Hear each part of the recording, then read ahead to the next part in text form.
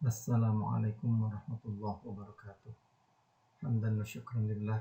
Anda sekalian yang saya banggakan, alhamdulillah pada kesempatan hari ini kita dapat melakukan aktivitas pembelajaran jarak jauh pada kesempatan kelima kalinya. Untuk materi pada hari ini yaitu tentang perilaku taat aturan yang dijabarkan dalam Quran surat An-Nisa ayat 59. Setelah selesai ini, insya Allah nanti akan bahas materi yang keduanya tentang kompetensi dalam kebaikan, kemudian tentang etos kerja yang tertuang di Quran surah At-Taubah ayat 103. Untuk pertemuan kali ini, kita akan coba bahas seputar tentang perilaku taat kepada aturan, yaitu di Quran surah An-Nisa ayat 59. Hal yang perlu diperhatikan oleh Anda sekalian setelah pembelajaran ini selesai, diharapkan mampu menyebutkan pengertian dari taat kepada aturan, kemudian membaca Quran surah An-Nisa ayat 59 sebagai dalil naqlinya, mampu menerjemahkannya, mampu mengetahui asbabun nuzul, kemudian mampu mengetahui tentang kandungan Quran surah An-Nisa ayat 59, terakhir menghafal dan mampu mengamalkannya dalam kehidupan sehari-hari. Apa itu taat terhadap aturan? Taat itu sendiri artinya tunduk, atau bisa disebut tidak curang, atau juga disebut setia, baik itu kepada Allah, kepada Rasul, kepada pemerintah, ataupun yang lainnya selain yang saya sebutkan. Sedangkan aturan itu sendiri artinya tindakan atau perbuatan yang harus dijalani, sehingga disimpulkan taat pada aturan artinya sikap tunduk kepada tindakan yang telah dibuat, baik itu dibuat oleh Allah, Rasul, pemimpin, atau yang lainnya. Seperti misalkan ketika Allah memberikan aturan kepada kita, membuat aturan kepada kita untuk melakukan sholat, maka bagi orang yang selalu melakukan aktivitas sholat, itu dinamakan orang yang taat.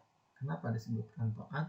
Karena dia selalu tunduk terhadap perbuatan yang telah dibuat oleh Allah.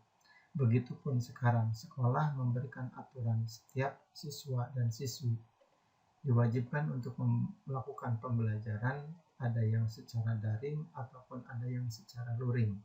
Nah, ketika anak-anak atau siswa-siswinya melakukan aktivitas sesuai dengan instruksi sekolah, aktif baik itu yang luring ataupun yang daring, maka disebutkan bahwa anak tersebut termasuk anak yang taat terhadap aturan.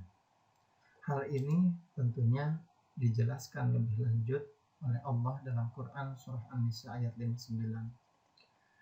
A'udzu billahi minasyaitonir rajim. Bismillahirrahmanirrahim. Ya ayyuhalladzina amanu athi'ullaha wa athi'ur rasul wa ulil amri minkum. فإن تنازعتم في شيء فردوه إلى الله والرسول إن كنتم تؤمنون بالله واليوم الآخر ذلك خير وأحسن تأويلا.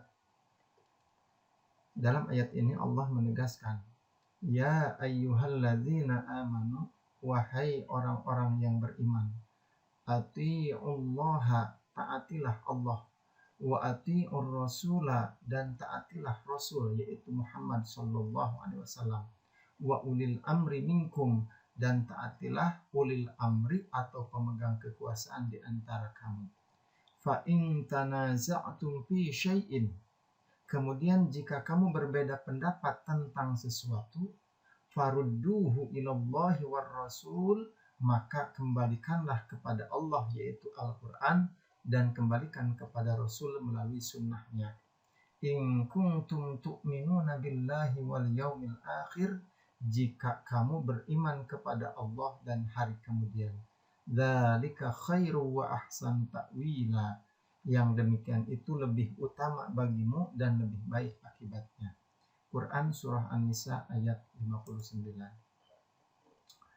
Asbabun nuzul atau sebab diturunkan ayat ini, menurut Ibnu Abbas, saya kutip Ibnu Abbas, berkenaan dengan Abdullah bin Huzaifah bin Qais As-Samhi ketika Rasulullah Shallallahu Alaihi Wasallam mengangkatnya menjadi pemimpin dalam Sariyah atau dikenal dengan perang yang tidak diikuti oleh Rasulullah.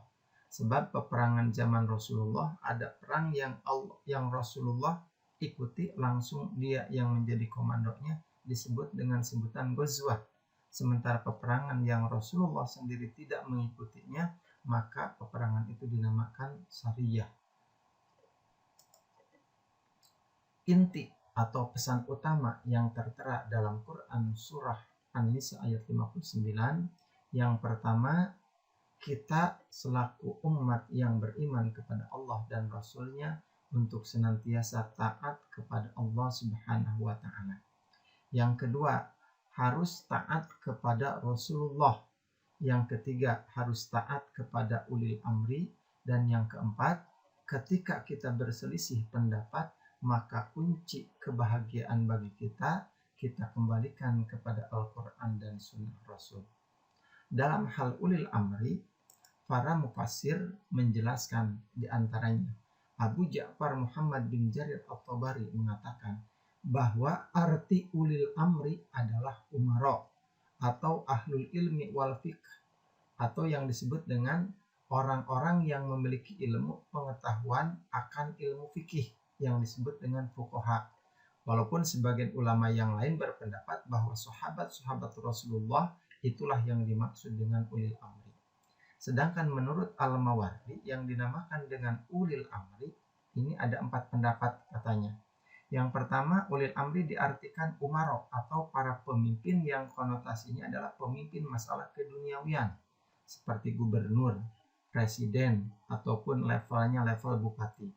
Kemudian maksud ulil amri masih menurut Al-Mawardi ulama dan fuqaha. Maksud yang ketiga, makna dari ulil amri adalah sahabat-sahabat Rasulullah. Dan yang keempat yang dimaksud dengan ulil amri menurut Al-Mawardi adalah 2 sahabat saja, yaitu Abu Bakar dan Umar Ibnul Khattab. Sedangkan menurut Ahmad Mustafa Al-Marawi, bahwa yang disebut dengan ulil amri adalah umara atau ahli hikmah atau para ulama, atau juga setiap pemimpin pasukan dan seluruh pemimpin lainnya. Mungkin itu saja yang dapat saya sampaikan terkait dengan Quran Surah An-Nisa yang berhubungan dengan penjelasan seputar taat terhadap aturan. Untuk selanjutnya, setelah Anda menyimak, kemudian Anda mempelajari, silahkan Anda masuk link yang telah saya sediakan ini, dan kemudian silahkan ikuti petunjuknya, kerjakan sesuai dengan instruksi yang ada dalam link tersebut. Sekian, wassalamualaikum warahmatullahi wabarakatuh.